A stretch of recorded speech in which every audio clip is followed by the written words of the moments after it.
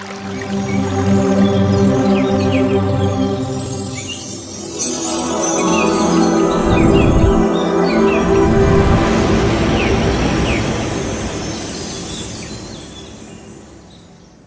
బంధువులందరికీ ఆత్మ ప్రణామాలు.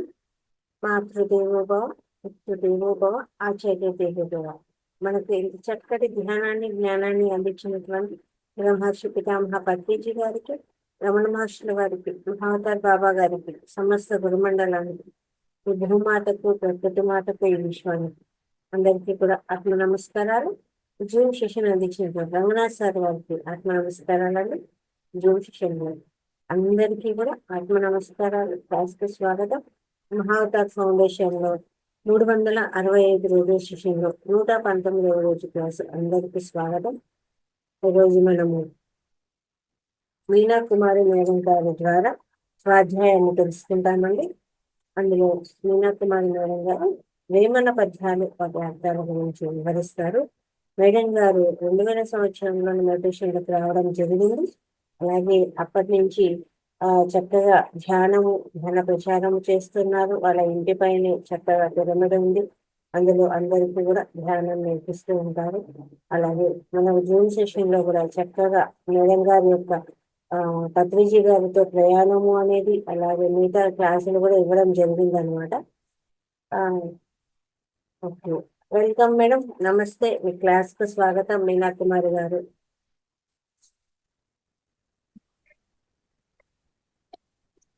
నమస్తే మేడం. బ్రహ్మర్షి పితామహ పత్రిజీకి, అమ్మ స్వర్ణమాల పత్రిజీకి, మహావతార్ బాబాజీకి ఆత్మ ప్రణామాలు. ఈ జూమ్ సెషన్ నిర్వహిస్తున్న రంగనాథ్ మాస్టర్ కి, లలిత మేడం కి, ఈ జూమ్ సెషన్ లో పాల్గొన్న ధ్యాన మిత్రులందరికీ ఆత్మ వందనాలు తెలియజేస్తున్నాను మాస్టర్స్. ఈ రోజు మనము యోగి వేమన గురించి, తర్వాత ఆయన రాసిన ఆ పద్యాల గురించి మనం కొంతవరకు తెలుసుకుందాము. ఇది సారు మనకు బ్రహ్మర్షి పితామహ పత్రిజీ సారు మనకు అందించిన జ్ఞానము. ఈ రోజు ముఖ్యంగా మన రాయలసీమ ఆరాధ్య దైవమైన యోగి వేమన గురించి తెలుసుకుందాం మాస్టర్స్. రాయలసీమ ప్రజలకు, సకల ఆంధ్ర ప్రజానీకానికి వేమన ఆరాధ్య దైవము. వేమన పలుకులతో మన జీవన గతిని మనము మార్చుకుందాము. ఈ రోజు అన్నింటికన్నా అందరికీ బాగా తెలిసిన ఒక చక్కటి వేమన పద్యం గురించి తెలుసుకుందాము. ఆ యోగి మహారాజుకి మన పిఎస్ఎస్ఎం తరపున 1,00,000,000,000 వందనాలు తెలియజేసుకుంటున్నాము మాస్టర్స్. ఉప్పు కప్పురం నొక్క పోలిక నుండు, చూడ చూడ రుచుల చాడవేరు, పురుషులందు పుణ్య పురుషులు వేరయా వేరయా వేరయా, విశ్వదాభిరామ వినురవేమా.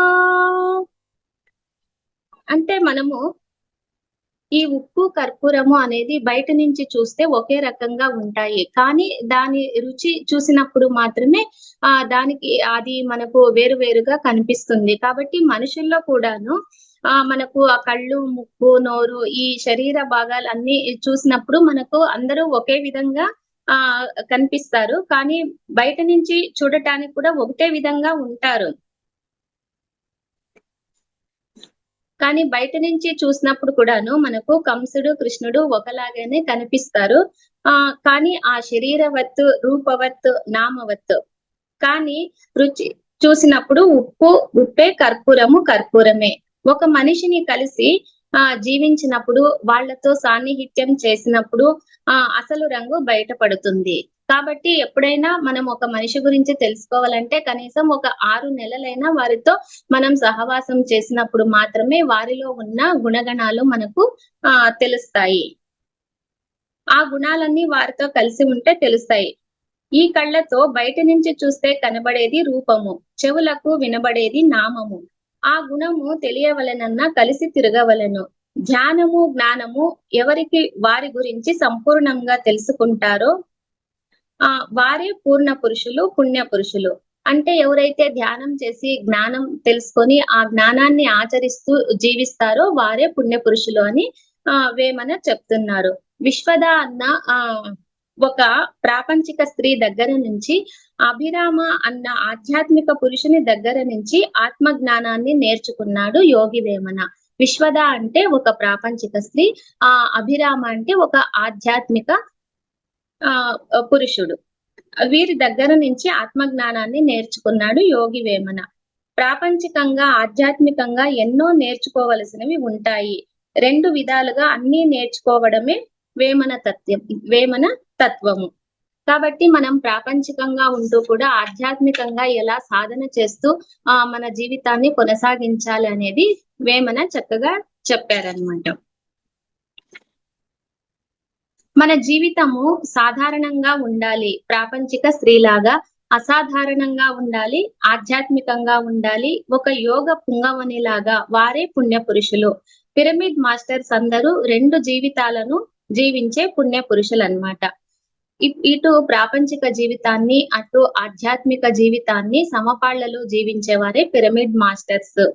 పిరమిడ్ మాస్టర్స్ చూడటానికి సాధారణంగా కనిపించిన ధ్యాన భూమిలో వచ్చిన అభిరాములు. ఒక పక్కన సామాన్య జీవితము, ఎవరు ఎక్కువ కాదు ఎవరు తక్కువ కాదు. ఇంకొక పక్క యోగి పుంగవులు. యోగం అనగా కలయిక. సదా మన నిజతత్వంతో మనం కలిసి ఉంటాము. నేను శరీరం కాదు ఆత్మను. శరీరము కంటికి కనిపిస్తుంది, కానీ ఆత్మ సర్వత్రా వ్యాపించి ఉన్నది. నేను ఏమిటో తెలుసుకోవాలంటే నా లోపలికి నేను ప్రయాణం చేయాలి. లోపలికి ప్రయాణం చేయాలంటే ధ్యానం అవసరము. ఈ శరీరాన్ని మోసుకొని తీర్థయాత్రలు చేస్తే ఆత్మజ్ఞానము రాదు. మన లోపలికి వెళ్లి సాధన చేస్తే ఆత్మజ్ఞానం వస్తుంది అని వేమన ఇంకొక పద్యం ద్వారా చక్కగా చెప్తున్నారు మనకు. తనలో సర్వం ఉండగా తనలో పల వెదకక ధర వెదికెడి తనువుల మోసిడి ఎద్దుల మనలు తెలుపంగ వశమా వశమా వశమా మహిళో వేమా. అంటే ఈ శరీరాన్ని మోసుకొని మనం కాశీకి వెళ్ళినా, మక్కాకు వెళ్ళినా, మదీనాకు వెళ్ళినా, మెట్లసలంకు వెళ్ళినా కూడాను అవంతా ఇది ఒక మోత బరువు మాత్రమే అనేది వేమన చెప్తున్నారనమాట. అంటే తనలో సర్వం ఉండగా అంటే ఈ మాంసవత్తు శరీరము కాదు. నేను అన్నది మేను కాదు. నేనులో సమస్త విశ్వము ఉన్నది. ఈ సమస్త విశ్వము నాలో ఉన్నది. ఈ ధ్యానము జ్ఞానము తెలియని వారు ఈ శరీరాన్ని మోసే ఎద్దులు అన్నారు వేమన. అంటే ఈ ధ్యానం చేసి ఆత్మజ్ఞానం సంపాదించుకోలేని వాళ్ళందరూ కూడా ఈ శరీరాన్ని ఒక మోత బరువుగా మోసే ఎద్దులుగా వేమన చెప్పారు. ఈ పద్యాలను మనము పాఠాలలో మార్కులు తెచ్చుకోవడానికి కాకుండా జీవిత పాఠాలను నేర్చుకోవడానికి అభ్యసించాలి. ఈ పిఎస్ఎస్ఎం అందరినీ ఒక యోగ పుంగవులుగా తయారు చేయడానికి ఆవిర్భవించింది. కాబట్టి ఇది ఊరికే మనము మార్కుల కోసము లేదా అంటే ఊరికే వల్లవేయడానికో కాకుండా దీని అంతరార్థాన్ని తెలుసుకొని అది జీవితంలో చక్కగా ఆచరించినప్పుడే ఇటువంటి వాటికి ఒక విలువ అర్థము అనేది ఉంటాయని వేమన చెప్తున్నారు. ధ్యానము జ్ఞానము మౌలికము. చిన్న పిల్లలకు ఉగ్గుపాలతో రంగరించి పోయవలనని ప్రతి తల్లిదండ్రులు తమ పిల్లలకు ఇలా నేర్పించాలి. చిన్న పిల్లలు అప్పటి నుంచినే ఇలాంటి నీతి పద్యాలు, ఇటువంటి ఈ వేమన పద్యాలు అన్ని కూడా వాళ్లకు నేర్పించినప్పుడు వాళ్లకు చిన్నప్పటి నుంచినే ఆత్మజ్ఞానం అందుతుంది. వారు చక్కగా వారు జీవితంలో ఎదుగుతారు. ఈ తీర్థయాత్రలు చేయడం వల్ల కూడాను ఆత్మకు శోభ రాదు అని వేమన చెప్పారు. దేశ దేశములు తిరుగంగా ఆత్మయందు ధ్యానము అంటుకొనునే కాసులకు తీరుగా కలుగునా మోక్షము విశ్వదాభిరామ వినురవేమా. అంటే కాసులతో కలుగదు మోక్షము అని వేమన చెప్తున్నారు. మనసులోన ముక్తి మరి ఒక చోట వెదకబోవువాడు వెర్రివాడు. అంటే ఈ గొర్రె చంక పెట్టుకొని గొల్ల వెతుకు రీతు అన్నాడు వేమనాచారుల వారు. అంటే మనమే దేవుళ్ళము, అంటే ఈ వెంకటేశ్వర స్వామి, రాముడు, కృష్ణుడు, అల్లా, జీసస్ దేవుళ్ళు అయినప్పుడు మనము కూడా దేవుళ్ళు కావాలి. ఒక గొల్లవాడు చంకలో గొర్రె పిల్ల పెట్టుకొని నా గొర్రె పిల్ల ఎక్కడ పోయింది అని అందరిని అడిగినప్పుడు అందరూ నవ్వుతారనమాట. అంటే నీ గొర్రె పిల్ల నీ చంకలోనే ఉంది కదా, మరి ఎందుకు వెతుకుతున్నావు అనేసి అందరూ హాస్యాస్పదంగా వారిని చూస్తారు. అలాగే నీ ముక్తి కూడాను నీ మనసులోనే ఉంది, అది ధ్యానం చేసి అంతరంగ ప్రయాణం చేసినప్పుడు తెలుస్తుంది. అలాగే మనం ధ్యానం చేసి మన అంతరంగంలో లోపలికి మనం వెళ్ళి మనం ప్రశ్నించుకున్నప్పుడు మనకు ఆత్మజ్ఞానం లభిస్తుంది అని ఈ పద్యం ద్వారా తెలియజేస్తున్నారు. మనసులోన ముక్తి మరి ఒక చోటను వెతుకబోవువాడు వెర్రివాడు. గొర్రె చంక పెట్టి గొల్ల వెదుకు రీతి రీతి రీతి విశ్వదాభిరామ వినురవేమా. అంటే మనసులోనే ముక్తి బంధము రెండూ ఉన్నాయి. మనకు పురాణాల్లో కూడా చెప్తారు, మన ఏవ మనుష్యానం కారణం బంధ మోక్షయే అని. అంటే బంధానికి కానీ మోక్షానికి కానీ ఈ మనసే కారణం అన్నమాట. నేను శరీరము అనుకుంటే బంధము, నేను ఈ శరీరాన్ని కాదు ఈ అనంతమైన ఆత్మను అని తెలుసుకున్నప్పుడు మనము మోక్ష స్థితిలో ఉంటాము. ప్రతి మానవులు ఇది తెలియక మూర్ఖంగా ఎక్కడెక్కడో వెతుకుతుంటారు. నేను దేహము అనుకుంటున్నవాడు మూర్ఖుడు. ఈ చదువు చదవాలి అంటే ఈ ప్రాపంచిక చదువులు కాదు, ఆధ్యాత్మిక చదువులు కూడా చదవాలని ఇంకొక పద్యం ద్వారా తెలియచేస్తున్నారు. చదువులు చదవనేలా సన్యాసి కానేలా షణ్మతముల చిక్కి చావనేలా చావు పుట్టుకలేని చదువేల చదువరో చదువరో విశ్వదాభిరామ వినురవేమా. అంటే చావు పుట్టుక లేని చదువే చదవవలెను. అంటే చావు పుట్టుక లేని చదువేది? అది ధ్యానము, జ్ఞానము, శ్వాస మీద ధ్యాస, మనసును నిర్మలము చేయడము, విశుద్ధము చేయడము, ఆత్మను సంసిద్ధము చేయాలి. మనసు మలినమైతే ఆత్మ అగమ్య గోచరం అవుతుందన్నమాట. ఇప్పుడు అద్దం మీద ఎలా మనకి దుమ్ము ధూళి ఉంటే మన ప్రతిబింబం ఎలా కనిపించదో, అది ఆత్మ మీద కూడాను మనసు అనే మాయాపుర దుమ్ముతో నిండి ఉన్నప్పుడు ఆత్మ కూడా మనకు ప్రకాశవంతంగా కనిపించదు. అది ఆత్మ అగమ్య గోచరంగా కకావికలం అవుతుంది. మనసులోని మలము తీసివేసినప్పుడు, అంటే పొలంలోని కలుపు మొక్కలు తీసివేస్తే ఆ పొలంలో పంట ఎలా చక్కగా పండుతుందో, ఈ మనస్సులోని ఆ అశుద్ధమైన ఆలోచనలు, ఒక వ్యతిరేకమైన ఆలోచనలు, వ్యర్థ ఆలోచనలు తీసివేసినప్పుడు ధ్యానం ద్వారా ఆత్మ ఎంతో ప్రకాశవంతంగా ఉంటుంది. ఈ మనస్సులోని ఆలోచనలనే కలుపు మొక్కలు తీసివేసి నిర్మలము చేయడమే ధ్యానము. అక్కడ ఆత్మ ప్రకాశవంతంగా ఉంటుంది. మానవుడు సిద్ధ పురుషుడు, అభిరాముడు అవుతాడు. అప్పుడు అలా చేసినప్పుడు మాత్రమే ఈ మానవుడు సిద్ధ పురుషుడు అవుతాడు. కాబట్టి ఈ చదువు చదవవలెను. ధ్యానం వల్ల జ్ఞానము, జ్ఞానం వల్ల ముక్తి.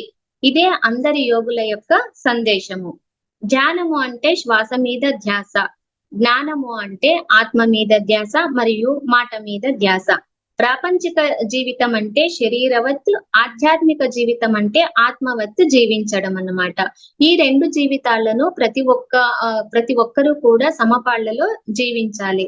ప్రాపంచిక జీవితము అంటే విశ్వద, ఆధ్యాత్మిక జీవితము అంటే అభిరాముడు. మనము శరీరము ప్లస్ ఆత్మ రెండు విధాలుగా జీవించాలి. శివుడు శరీరవత్ శివతాండవం చేస్తాడు, ఆత్మవత్ ధ్యానం చేస్తాడన్నమాట. విశ్వద అంటే తాండవము, అంటే శరీరవత్ చేసేది. అభిరాముడు అంటే ధ్యానము అంటే ఆత్మవత్ చేయడం అన్నమాట. అప్పుడే జీవితము శోభాయమానంగా ఉంటుంది. శరీరవత్, ఆత్మవత్ రెండు సమపాళ్లలో మనము జీవించినప్పుడే ఆ జీవితము శోభాయమానంగా ఉంటుంది. ఏ రోగాలు కూడా రాకుండా ఉంటాయి. ప్రతి ఒక్కరూ 2 పుష్పాలు అంటే ధ్యానము, జ్ఞానము లాగా జీవించినప్పుడు వసుధైక కుటుంబము ఏర్పడుతుంది. కాబట్టి మన జీవితాలకు ధ్యానము, జ్ఞానము అన్నవి 2 పుష్పాలుగా అంటే తులసి దళంలో 2 ఆకులుగా మనకు ధ్యానము, జ్ఞానము చెప్తారు.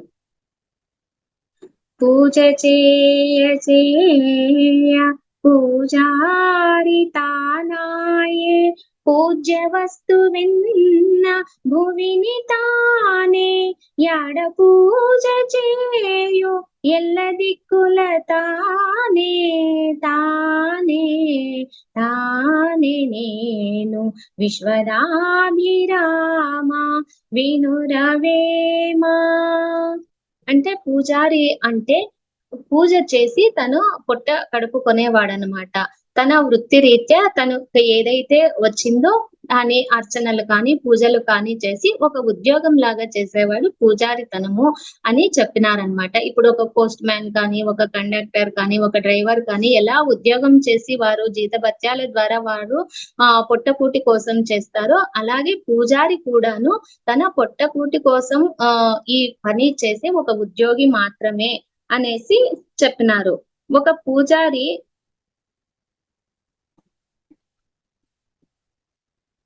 మంత్ర తంత్రములందు మహిమ లేదని వీరబ్రహ్మం గారు చెప్పారు. మంత్రాలు తంత్రాలు వల్ల మహిమ లేదు.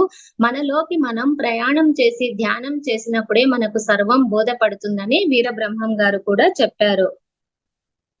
పూజ చేసి చేసి పూజారి అయినాడు. పూజ్య వస్తువు అంటే అహం బ్రహ్మాస్మి అంటే నేనే ఆ పరబ్రహ్మ స్వరూపాన్ని, నేనే ఆ విశ్వాత్మను, నేనే ఆ పరమాత్మ స్వరూపుణ్ణి అని తెలుసుకోవడమే అహం బ్రహ్మాస్మి స్థితి. నువ్వే ఆ పూజ్య వస్తువు. కాబట్టి నేనెవరిని పూజించాలి? మనం ఒక విగ్రహాన్ని అంటే ఒక శిలను శిల్పంగా చేసిన ఆ విగ్రహాన్ని మనము అంటే భగవంతులమే మనం పూజిస్తున్నాము. మనమే భగవంతులము. కానీ మనము ఆ పూజ్య వస్తువే మనము. కాబట్టి మన లోపలికి మనం ప్రయాణం చేసి మనమే భగవంతులమని తెలుసుకోవడమే ఆత్మజ్ఞానము. కాబట్టి నువ్వే దేవుడవు, ఈ పూజారి భగవంతుడు, ఆ విగ్రహము రాయితో సమానము అని వేమన చెప్పారు. శిలలను జూచి శివుడని భావింతురు, శిలలు శిలలుగాని శివుడు కాదు, తనదులోన శివుని తానేల తెలియడో తెలియడో విశ్వదాభిరామ వినురవేమా. అంటే ముక్కంటిని శివుడంటే నీవు ముక్కంటివి కావలెను. అంటే ఒక శివుడినే ముక్కంటి అని అనవలసిన పని లేదు. మనము ధ్యానం ద్వారా ఈ చర్మ చక్షువులను ఎప్పుడైతే మూసుకొని ఆ దివ్య చక్షువు మనకు తెరుచుకుంటుందో అప్పుడు మనము కూడా ముక్కంటీశులము అవుతాము. ఈ చర్మ చక్షువులతో చూసిన విగ్రహాన్ని దేవుడంటే నగుబాట అవుతుంది. కాబట్టి ఈ చర్మ చక్షువులతో చూసిన ఆ విగ్రహాన్ని మనము దేవుడు అనుకుంటున్నాము. కానీ మనము ధ్యానం చేసి అంతరంగ ప్రయాణం చేసినప్పుడు ఆ దివ్య చక్షు ఉత్తేజితమై అప్పుడు మనము ఆ భగవంతుని నిజతత్వాన్ని మనము గ్రహిస్తాము. గురుని శిక్ష లేక గురుతెట్లు కలుగునో, అజునికైన వాడి అబ్బకైనా తాళపు చెవి లేక తలుపెటుల ఊడునో విశ్వదాభిరామ వినురవేమా. అంటే ఏ విద్య అయినా మనము నేర్చుకోవడానికి ఒక గురువు అన్నవారు తప్పనిసరిగా ఉండాలన్నమాట. ఎప్పుడైతే మనము క్రికెట్ నేర్చుకోవాలంటే ఒక చెస్ నేర్చుకోవాలన్నా, ఒక సంగీతం నేర్చుకోవాలన్నా దానిలో ప్రావీణ్యులైన మనము గురువుల దగ్గరికి వెళ్ళి వారి దగ్గర సాధన చేసి దానిలో ఉన్న సాధన రహస్యాలను తెలుసుకొని మనము సాధన చేసినప్పుడు మాత్రమే మనకు ఆ విద్య లభిస్తుంది. కాబట్టి ప్రతి ఒక్కరూ కూడా గురువు దగ్గరికి వెళ్ళి ఆ జ్ఞానాన్ని తెలుసుకోవాలి. బ్రహ్మమనంగవేరి పరదేశమున లేదు, బ్రహ్మమనంగతానే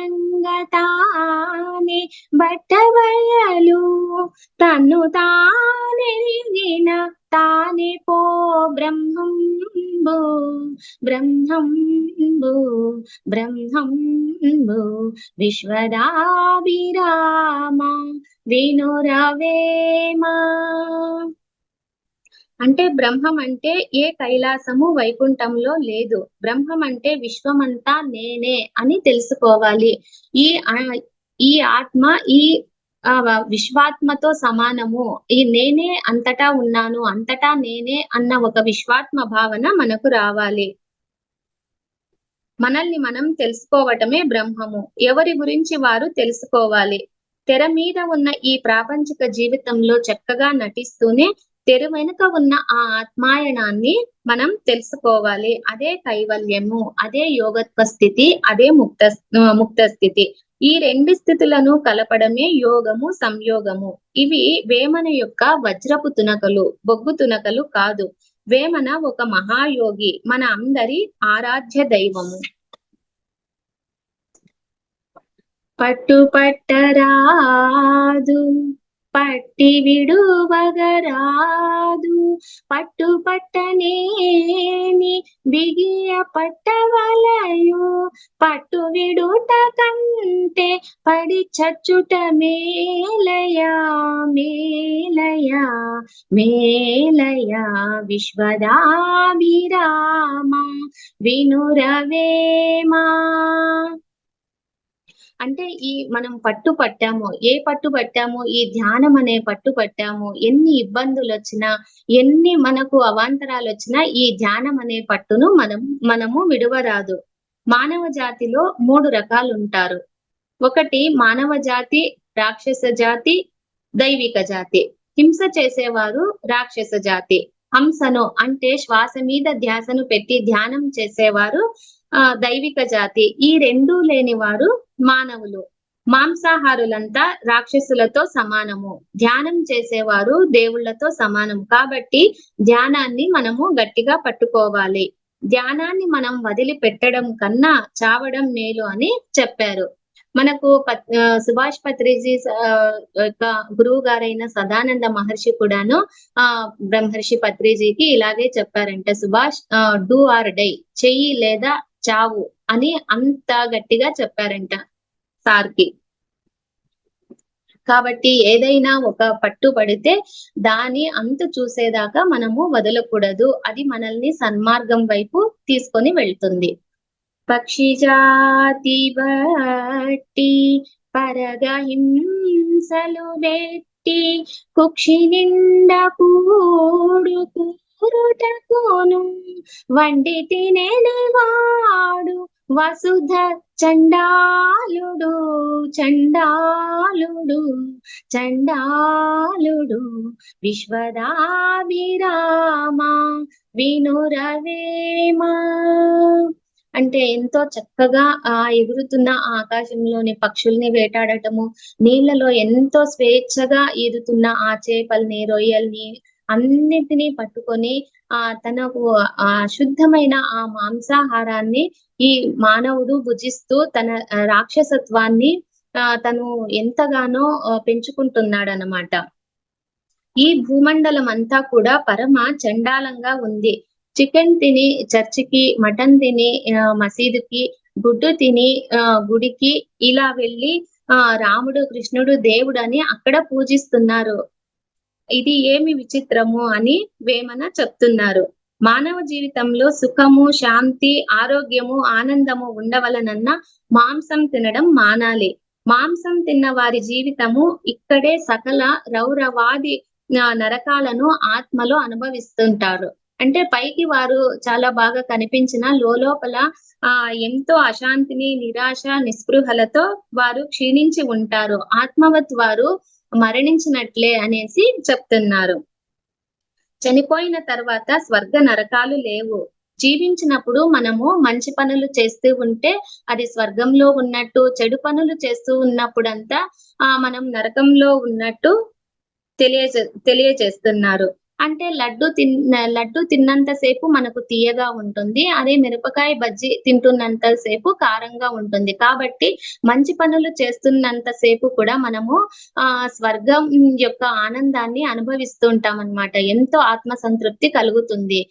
కానీ ఎప్పుడైతే మనం ఇలా హింస చేస్తూ, మాంసాహారాన్ని భుజిస్తూ ఇంకా అన్ని ప్రాణులను మనము హింసిస్తూ ఉంటే అదే నరకము. ఈ మాంసాహార ప్రాయమైన భూమిని శాకాహార ప్రాయంగా చేయాలి.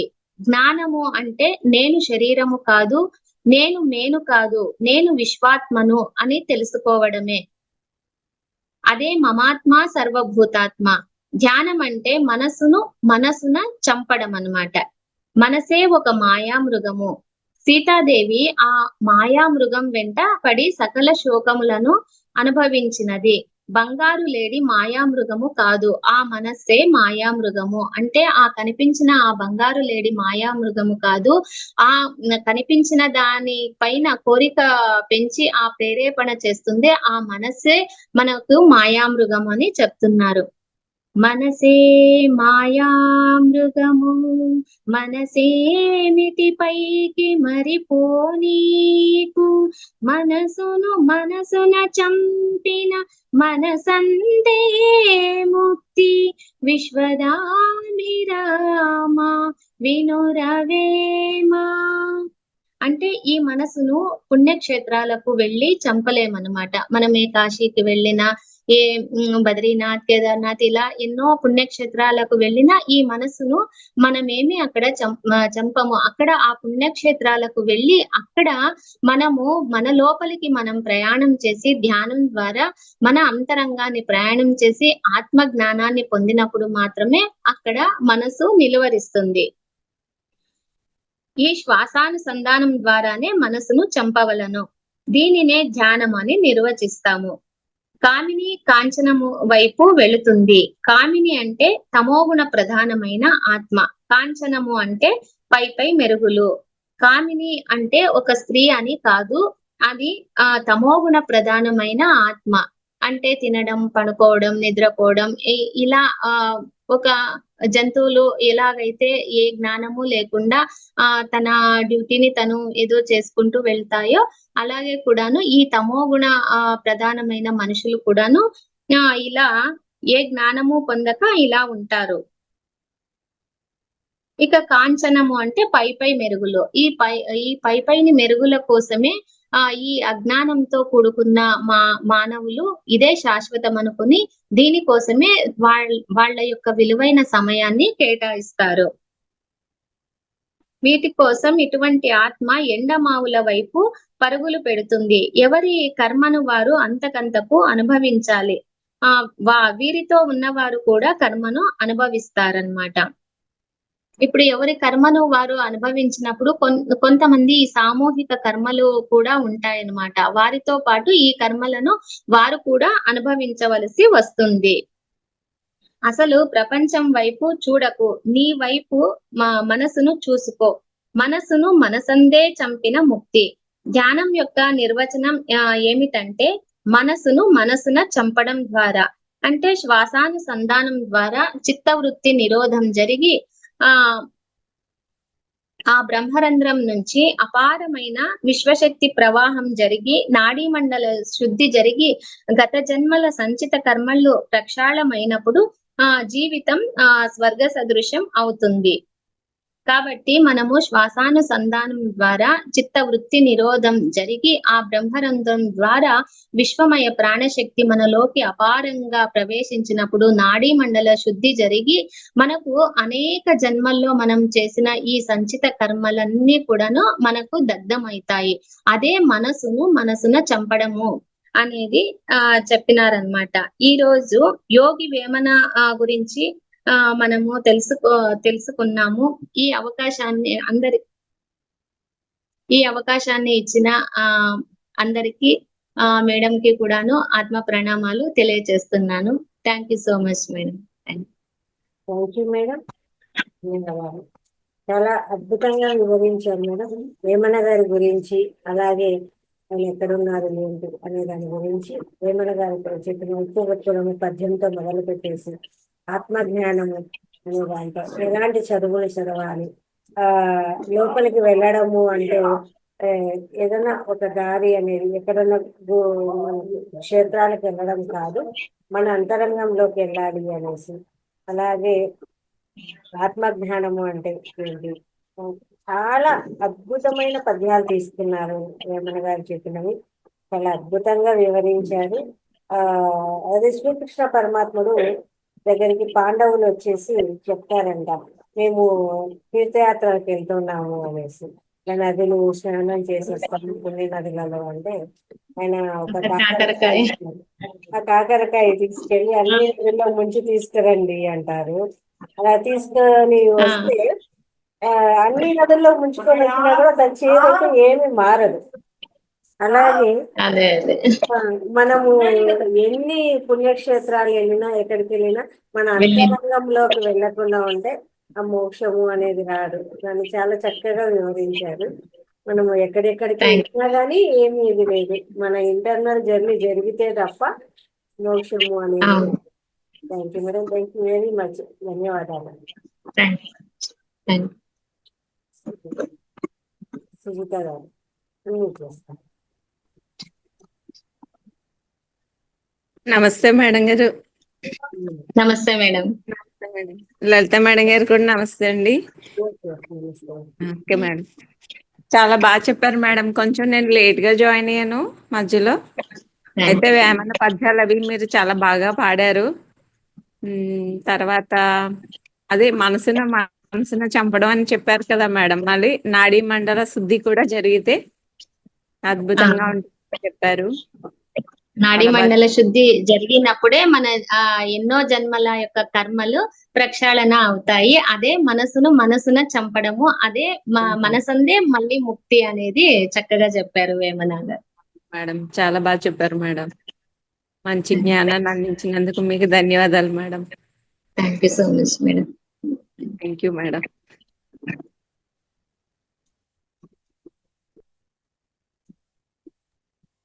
మురళీ కృష్ణ గారు అన్మ్యూట్ చేస్తాను. నమస్తే మేడం. మేడం నేను బెంగళూరు నుంచి మాట్లాడుతున్నాను మేడం. ఇదే ఇవాళ మీ కార్యక్రమంలో జాయిన్ అవ్వడం ఇదే ఫస్ట్ టైం మేడం. నేను ఇవాళ జాయిన్ అయ్యాను. మీరు ధ్యానం ఎన్ని రోజుల నుంచి చేస్తున్నారు సార్? అంటే ధ్యానం చేశాను కానీ మళ్ళీ మధ్యలో ఆపేసాను మేడం. ఈ కొద్దిగా ఈ ప్రపంచం ఆపొద్దండి సార్, రెగ్యులర్ గా చేయండి. మనం ఎలా శరీరానికి స్నానము మరి భోజనము ఎలా పెడతామో ఆత్మకు కూడాను అలాగే ఎప్పుడు మనం ధ్యానం ద్వారా ఆహారాన్ని అందియాలి సార్. ధ్యానాన్ని ఎప్పుడు రెగ్యులర్ గా కంటిన్యూ చేయండి. అదే మేడం, ఇవాళ మీరు విన్నాక మళ్ళీ మొదలు పెట్టాలని మళ్ళీ ఆశ పుట్టింది. చేయండి సార్, థ్యాంక్ యూ. చేయండి సార్, తప్పకుండా చేయండి. ఆ రిజల్ట్ మీరే చూస్తారు. ధ్యానం ఎలా చేయాలి కొద్దిగా 5 టిప్స్ చెప్తారా? క్లాస్ లో మనము మెడిటేషన్ చేయిస్తాం సార్, ఎలా చేయాలా అనేది చెప్తాం సార్. క్లాస్ అయిపోతూనే మెడిటేషన్ ఉంటుంది. అది ధ్యానం అనేది ఇది చాలా సింపుల్ సార్. చాలా సింపుల్ సార్. ఇలా 2 చేతులు ఇలా కలుపుకోవాలి, మామూలుగా కూర్చోవాలి, చైర్ లో అయినా కూర్చోవచ్చు. మనము సహజంగా జరుగుతున్న ఆ ఉచ్ఛ్వాస నిశ్వాసాలను మనం గమనించడమే ఇది శ్వాసానుసంధానము. ఇదే శ్వాస మీద ధ్యాస అంటారు సార్. మనకు మధ్యలో ఆలోచనలు అనేటివి వస్తున్నా కూడాను వాటిని ఆలోచనల వెంటే పోకుండా ఎరుకతో ఉండి వాటిని కట్ చేసి మరలా శ్వాస మీదకు తీసుకురావడం ఇదే ధ్యానం సార్. ఇదే శ్వాస మీద ధ్యాస. ఇలా చేయగా మనసు కొంతసేపటికి ఆలోచన రహిత స్థితిని పొందుతుంది. ఆ ఆలోచన రహిత స్థితిని పొందినప్పుడే, అంటే ఆలోచనలు లేని స్థితే ధ్యానము. ఇంతకు ముందు మనం చేసిందంతా ధ్యాన సాధన మాత్రమే. ఎప్పుడైతే ఆలోచన రహిత స్థితికి చేరుకుంటామో అప్పుడే అసలైన ధ్యాన స్థితిలో మనం ఉంటాము. అప్పుడే మన బ్రహ్మరంధ్రం ద్వారా మన లోపలికి విశ్వశక్తి అనేది మనకి ప్రయాణం చేసి మనలో నాడీ మండల శుద్ధి జరిగి మన గత జన్మ కర్మలు, మన శరీరంలో ఉన్న ఆ నాడీ మండలంలో ఉన్న అన్ని బ్లాక్స్ ని ఆ విశ్వశక్తి మాత్రమే అది క్లీన్ చేయగలదు సార్. ఎంత ఎక్కువ ధ్యానం చేస్తే అంత ఎక్కువ శక్తిని మనము పొందుతాము. కాబట్టి ఎంత సమయం సాధన చేస్తే అంత ఫలితం ఉంటుంది సార్. ఎంత సాధనకు అంతంత ఫలితం ఉంటుంది. ఎప్పుడు చేయాలి మేడం? మార్నింగ్ ఈవినింగ్ ఎంత టైం చేయాలంటారు? అంటే ఇప్పుడు మామూలుగా అయితే ఎవరి వయసు ఎన్ని నిమిషాలు ఉంటే అన్ని నిమిషాలు చేయడం మినిమం సార్. మీరు ఇంకా ఇప్పుడు స్టార్టింగ్ అంటే మీకు 5 మినిట్స్ దొరికినా కూడాను ఎన్ని మాటలు 5 మినిట్స్ చేస్తుండే వచ్చినా అది మనసుకు అలవాటు చేస్తుంటాం కదండి సార్. అది మనకు బాగా ప్రాక్టీస్ అవుతుంది. ఇప్పుడు మీరు ఒక 2 టైమ్స్ చేయొచ్చు సార్. అది ప్రొద్దున మీ ఏజ్ ఒక 45 అనుకోండి, 45 మినిట్స్ అది మినిమము. తర్వాత మీ ఇష్టం, ఇంకా ఎంత ఎక్కువ సాధన చేస్తే అంత ఫలితం ఉంటుంది సార్. రోజు 2 పూట్ల ధ్యానం చేయండి సార్. ఒక 48 డేస్ రెగ్యులర్ గా చేయండి. మీకే ఆ చేంజెస్ అనేది బాగా అర్థమవుతుంది సార్. మీరు నాన్ వెజ్ తినే వాళ్ళైతే నాన్ వెజ్ మానేయండి. నాన్ వెజ్ మానేసి చేయండి. వెల్లుల్లి కూడాను తినొద్దండి, అదొక నెగిటివ్ ఎనర్జీ. మనము ఏదైతే ధ్యానం ద్వారా మనం శక్తిని రిసీవ్ చేసుకుంటామో ఇలాంటి తమోగుణ సంబంధమైన ఆహారాన్ని తీసుకోవడం వల్ల అది వ్యర్థం అయిపోతుంది. మనకు అది పనికి రాకుండా అయిపోతుంది. కాబట్టి వెల్లుల్లిని కూడాను అవాయిడ్ చేసి, మాంసాహారాన్ని అవాయిడ్ చేసి ధ్యానం చేయండి. సరే madam, thank you madam. And ఇంకోటి, నేను pure vegetarian madam. Okay sir, thank you. ఇంకోటి మేడం, నేను ధ్యానం చేయడం ఎలా అనేది, ఒక హృదయంలో ఒక జ్యోతి ఉంటుంది, ఆ జ్యోతి నాలో ఉంది అని చేయాలంటారు. అలా చేయాలా, లేకపోతే శ్వాస మీద చేస్తా? అదేమీ లేదు సార్, అదేమీ లేదు. కళ్ళు 2 మూసుకొని మనకు సహజంగా జరుగుతున్న ఆ ఉచ్ఛ్వాస నిశ్వాసాలను మాత్రమే, లోపలికి వస్తున్న ఆ గాలిని బయటికి వదులుతున్న గాలి మీద మనము ఆ శ్వాస మీద ఆ ధ్యాస ఉంచడం అంతే. అది కూడా కొంతవరకు మాత్రమే ఉంటుంది. తర్వాత మనకు ధ్యాన స్థితిలో ఉంటాము. ఇది ప్రాక్టీస్ చేయగా మనకే తెలుస్తుంది సార్. ఫస్ట్ మీరు ఇప్పుడు రేపటి నుంచి ఈ రోజు నైట్ నుంచినే స్టార్ట్ చేయండి సార్. ఈ రోజు నుంచి 48 డేస్, మీకు 41 డేస్ కానీ 48 డేస్ కానీ. ఇది మండల దీక్ష. హనుమాన్ చాలీసా అంటే ఎలా 40 డేస్ మనం 41 డేస్ అలా దీక్ష తీసుకొని ఎలా చేస్తామో ఇది కూడాను అలా ధ్యానం చేసినప్పుడు మీకు తప్పకుండా రిజల్ట్ ఉంటుంది సార్. సరే మేడం, చాలా thank you madam. Minimum 1 hour చేయండి సార్. సరే మేడం, సరే. Thank you madam, thank you very much. Okay sir, thank you. ఇంకా మాస్టర్స్ ఎవరైనా డౌట్స్ ఉన్నా, లేదు మేడం గారు చెప్పినటువంటి విషయం మీద మాట్లాడాలమ్మా, చక్కగా హ్యాండ్ రైజ్ చేయండి.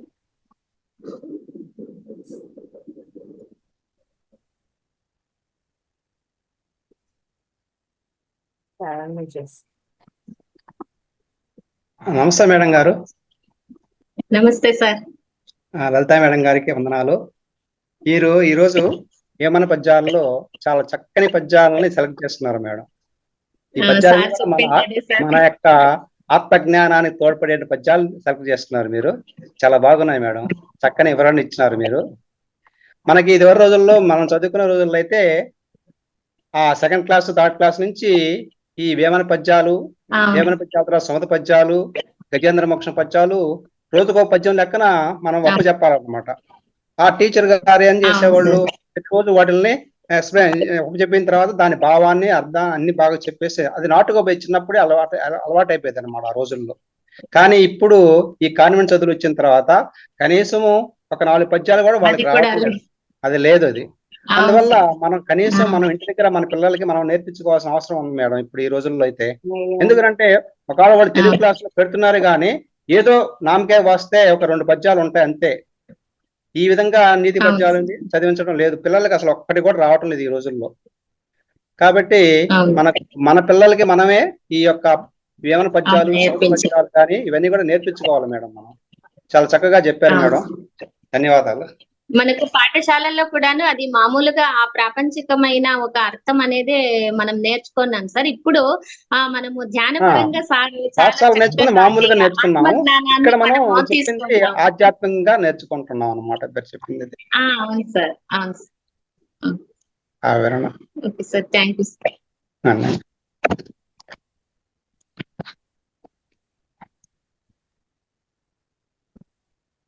మాస్టర్స్ ఏమైనా డౌట్స్ ఉన్నాయా?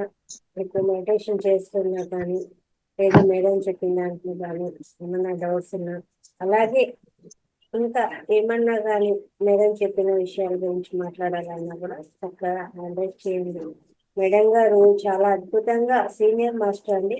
ఏమన్నా డౌట్స్ ఉన్నా కూడా చక్కగా క్లియర్ చేస్తారు. సాధన చేస్తూ ఉంటేనే డౌట్స్ వస్తూ ఉంటాయి. ఆ చేస్తూ ఉన్నప్పుడు కొత్తగా వచ్చిన చక్కగా ఆ క్వశ్చన్స్ కూడా అడగచ్చు అనమాట. మంచిగా క్లారిటీ తీసుకోవచ్చు. ఏమన్నా డౌట్స్ ఉంటే మీరు చేస్తూ ఉన్నప్పుడు ఏమన్నా అనిపించినట్టు నాకు ఇలా ఉంది అని ఏమన్నా అనిపించినప్పుడు ఆన్సర్ చెప్తారు అనమాట. మీకు ఏమైనా డౌట్స్ ఉంటే అడిగి క్లారిటీగా ఆన్సర్ తెలుసుకోండి. అంటే వచ్చిన అవకాశాన్ని సద్వినియోగం చేసుకోవాలన్నమాట ప్రతి ఒక్కరు కూడా. అది ప్రతి ఒక్కరు కూడాను ధ్యానాన్ని మాత్రం రెగ్యులర్ గా చేయాలి మేడం. ఎప్పుడైతే మనం ఒక 2 రోజులు కానీ ఒక రోజు వదిలేసినా కూడా మనం ఎంతో బ్యాక్ వెళ్ళిపోతాం అన్నమాట. ఏ రోజు ఆ రోజు మనము మనసును క్లీన్ చేసుకుంటా ఉంటే మనకి ఈజీ అవుతుంది. ఇప్పుడు మనకు లెసన్స్ కూడా అంతే. ఏ రోజు లెసన్ మనము టీచర్ చెప్పింది ఆ రోజు మనం నేర్చుకుంటే మనకి ఈజీ అయిపోతుంది. అది ఎంతో పెండింగ్ పడిపోతే మనము అక్కడ మనకి కష్టం అవుతుంది. కాబట్టి ఏ రోజు ఆ రోజు మనము మనసును క్లీన్ చేసుకుంటా అంటే మళ్ళీ ఆ ధ్యాన స్థితికి మనం తొందరగా చేరుకుంటాం. కాబట్టి ప్రతి ఒక్కరూ రెగ్యులర్ గా మెడిటేషన్ తప్పకుండా రోజుకు 2 పూటలా చేయండి. వీలైతే ఇంకా ఎక్కువ కూడాను అందరూ సాధన పెంచుకుంటే బాగుంటుంది. అదే madam. Thank you madam. Thank you very much. ఇంత చక్కగా మాకు ఏమైనా పద్యాలు వాటి అర్థాలు వివరించారు. ఇందులో ఆత్మజ్ఞానానికి సంబంధించినవి చాలా అద్భుతంగా వివరించారు. మనం ఎంత సాధన చేసినా కూడా ఏమేమి చేసినా లాస్ట్కు ఈ ఆధ్యాత్మిక జ్ఞానము అంటే జ్ఞానంలోకి రావాల్సిందే. అక్కడే మనకు మోక్షానికి అదే మెట్టు అనేది చాలా చక్కగా వివరించారు. Thank you very much madam. అది ప్రతి ఒక్కరికి కూడాను మనకి ధ్యాన సాధన చేయకున్నా చేసిన వాళ్ళకు కూడాను కష్టాలు వస్తాయి మేడం. ఏదైనా బాధలు అవన్నీ. కానీ ఆ రిసీవింగ్ లోనే ఎక్కువ డిఫరెన్స్ ఉంటుంది. వాళ్ళు అది చాలా బెంబలేదు, ఇది నాకెందుకు వచ్చింది, నాకే ఎందుకు వచ్చింది, వాళ్ళు బాగున్నారు కదా ఇలా అనుకుంటాము. కానీ జ్ఞానం వచ్చినప్పుడు మాత్రమే మనం మన ఏదో గత జన్మ కర్మ మనది ఉంది కాబట్టి మనకి ఇది వచ్చింది అనేది మనం తెలుసుకుంటాం. కాబట్టి జ్ఞానం ఉన్న వాళ్ళకి లేని వాళ్ళకి ఇదే తేడా ఉంటుంది. ఆ రిసీవింగ్ లో ఆ చూసే విధానంలోనే ఆ దృష్టికోణమే మారుతుంది. అది మనం ధ్యానం ద్వారా ఆ స్థితిని మనం పొందినప్పుడే మనం ఆనందంగా ఉంటాము. ఏది వచ్చినా మన మంచికే అన్నట్టు. Thank you so much madam, ఇంతటి అవకాశాన్ని ఇచ్చినందుకు. అందరికీ మిత్రులందరికీ ఏదో నాకు కొంతవరకు తెలిసినంత వరకు మీరే చాలా చక్కగా వివరిస్తారు మేడం. చాలా బాగా చెప్పారు. అద్భుతంగా అసలు ఒక్కొక్క దాని అర్థము అంటే మనము ఇంతవరకు వేమన పద్యాలు మామూలుగా నేర్చుకునేదానికి ఇందులోకి వచ్చినాక తెలుసుకునేదానికి చాలా తేడా ఉందన్నమాట. మామూలుగా నేర్చుకునే పద్యాల్లోను ఆధ్యాత్మికంగా ఇందులోకి వచ్చినాక ఆ మూలాలు అంతరార్థము అవన్నీ కూడా చాలా అంటే అరే ఇక్కడ ఎప్పుడో చెప్పినారు మెడిటేషన్ గురించి ఆయన, అప్పుడు మనకు తెలియదు అనమాట. ఆ ధ్యానము అవన్నీ ఏం తెలియదు. తెలియదు అనమాట. అది పత్రి సార్ అందించిన జ్ఞానము అంటే ఇంకా నిజంగా అద్భుతం మేడం. ఇంక వేరే ఏది అంతగా మనకు ఇది సార్ అందించినది అద్భుతంగా ఉంటుంది. మనకి ఈజీగా అర్థం అయిపోతుంది. ఇంత అంతరార్థం ఉందా ఈ దీంట్లో అనేది మనకు సార్ చెప్పేంత వరకు తెలియదు. సార్ నిజంగా ఈ సందర్భంగా ఆ మహానుభావుడికి బ్రహ్మర్షి పితామహ పత్రిజీకి మనందరి తరపున ఆత్మ ప్రణామాలు, శతకోటి ధన్యవాదాలు తెలియజేసుకుంటున్నాను. Thank you so much madam. Thank you masters. ఇంత అద్భుతంగా వివరించారు మీనా కుమార్ మేడం గారు. వేమన పద్యాలు వాటి అర్థాలు అందరూ కూడా మేడం గారికి గట్టిగా ధన్యవాదాలు తెలియజేద్దాము. నెక్స్ట్ అందరం కూడా మెడిటేషన్ చేసుకుందామండి. చక్కగా ఒక గ్లాస్ మంచినీళ్ళు తాగండి. అలాగే ఒక గ్లాస్ మంచినీళ్ళు పక్కన పెట్టుకోండి. స్థిర సుఖాసనంలో కూర్చుందాము. కింద కూర్చునే వాళ్ళైతే పద్మాసనంలో కూర్చోవచ్చండి. పైన కూర్చునే వాళ్ళైతే వేలలో వేలు వేసుకొని కాళ్ళు క్రాస్ చేసుకొని చక్కగా కూర్చున్నాము. అలాగే అద్దాలు ఉంటే తీసి పక్కన పెట్టేద్దాము. కళ్ళు రెండు మూసుకున్నాము. పిరమిడ్ ఉన్న వాళ్ళు చక్కగా పిరమిడ్ పెట్టుకొని మెడిటేషన్ చేయండి. కళ్ళు మూసుకొని శ్వాస మీద ధ్యాస. అంటే మనము నడిచిన, కూర్చున్నా, పడుకున్నా, లేచినా, ఏ పని చేసినా కూడా శ్వాస అనేది అదంతకదే జరుగుతూ ఉంటుందండి.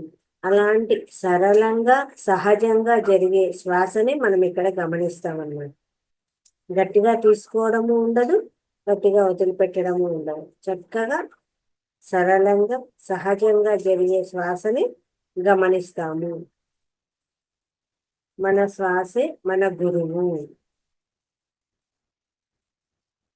దీన్ని పాలీ భాషలో గౌతమ బుద్ధుల వారు ఆనాపాన సతి ధ్యానము అని చెప్పడం జరిగిందన్నమాట. ఈ ఆనాపాన సతి ధ్యానము అంటే ఆనా అంటే ఉచ్ఛ్వాస, పాన అంటే నిశ్వాస, సతి అంటే ఆ రెండింటి కలయిక. అంటే మనం గట్టిగా తీసుకునేది లేదు, వదిలేది లేదు. అలా నెమ్మదిగా అదంతటదే సహజంగా జరిగేది ఆ శ్వాసని ఆనాపాన సతి ధ్యానం అంటారు. దాన్ని తెలుగులో అయితే శ్వాస మీద ధ్యాస. ఆ శ్వాసనే గమనిస్తాము. ఇక్కడ ఏ నామము లేదు, ఏ నామస్మరణ లేదు, ఏ మంత్రము లేదు, ఏ జపము లేదు. కేవలము శ్వాసనే గమనిస్తాము. శ్వాస మీద ధ్యాస. దీన్ని మన అంతరంగంలోకి ప్రయాణించడమే ఉంటాము. ఇక్కడ ఆలోచనలు వస్తూ ఉంటాయండి. ఆ ఆలోచనలను కట్ చేయడము, తిరిగి శ్వాసను గమనించడము, ఆలోచన రహిత స్థితికి చేరుకోవడం అన్నమాట. ఆలోచనలు వస్తూ ఉన్నాయి, వాటి పక్కన పెట్టేసేయాలి, శ్వాస మీద ధ్యాస పెట్టాలి.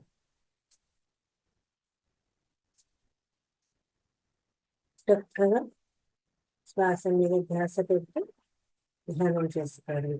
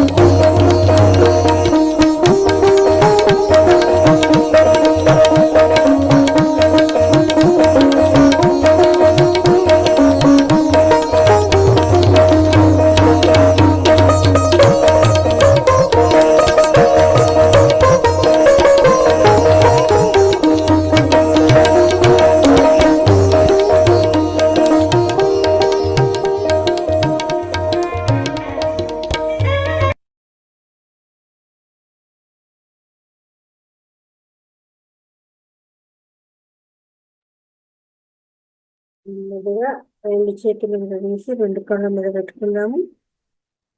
5, 4, 3, 2, 1. 2 కళ్ళు తెరుస్తూ 2 అరచేతులను చూసుకుందామండి. ఇంతవరకు జరిగిన ధ్యానాన్ని మనకు అందించినటువంటి బ్రహ్మర్షి పితామహ పత్రిజీ గారికి చక్కగా ధన్యవాదాలు తెలియజేస్తున్నాము. Thank you. రేపటి సెషన్లో నేను ఇలా 1 నుంచి 29 రోజులు క్లాసులు జరిగాయి అద్భుతంగా. ఎంతోమంది కొత్త వాళ్ళు జాయిన్ అయి ఉంటారు, అంతకుముందు సెషన్లో వాళ్ళు ఉంటారు. ప్రతి ఒక్కరు కూడా మీ ఎక్స్పీరియన్స్ ఎలా ఉంది అనేది అనుభవం షేర్ చేసుకోవడము, అలాగే ఏమన్నా ఆధ్యాత్మికంగా క్వశ్చన్ అండ్ ఆన్సర్స్ ఉన్నా కూడా చక్కగా అడిగి క్లియర్ చేసుకోవచ్చండి. వచ్చి ఇన్ని రోజులు ఉంటుంది, మీరు ఎలాంటి ఎక్స్పీరియన్స్, మీలో ఏమేం మార్పులు వచ్చాయి, ధ్యానం చేయడం వల్ల ఏం మార్పు జరిగింది ఏంటి, అలా మీ ఎక్స్పీరియన్స్ కూడా రేపు తెలియజేయవలసిందిగా కోరుచున్నామండి. అనుభవాలు పంచుకోవడం చివరి రోజు కాబట్టి ప్రతి ఒక్కరూ కూడా జాయిన్ అయ్యి మీ యొక్క అనుభవాలు షేర్ చేయండి. Thank you. ధన్యవాదాలు.